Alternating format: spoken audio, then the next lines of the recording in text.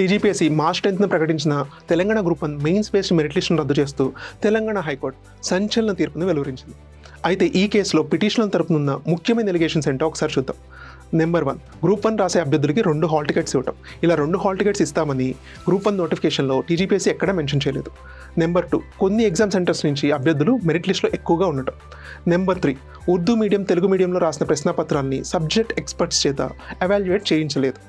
ముఖ్యంగా ఇలా mains exam పేపర్స్ని సరిగ్గా ఎవాల్యుయేట్ చేయించలేదు అని దాఖలైన పిటిషన్ని హైకోర్టు బలంగా సమర్థించింది. యూపీఎస్సీ వర్సెస్ సంజయ్ కుమార్ కేసులో సుప్రీంకోర్టు మార్గదర్శకాలను దృష్టిలో పెట్టుకుని తెలంగాణ గ్రూప్ 1 మెయిన్స్ పేపర్ని రీఎవాల్యుయేట్ చేయించాలని, అలా చేయించలేని పక్షంలో ఎగ్జామినేషన్ని 8 నెలల్లోపు మళ్ళీ కండక్ట్ చేయాలని టీజీపీఎస్సీని ఆదేశించింది. ఇప్పుడు టీజీపీఎస్సీ ముందున్న ఆప్షన్స్ ఏంటి?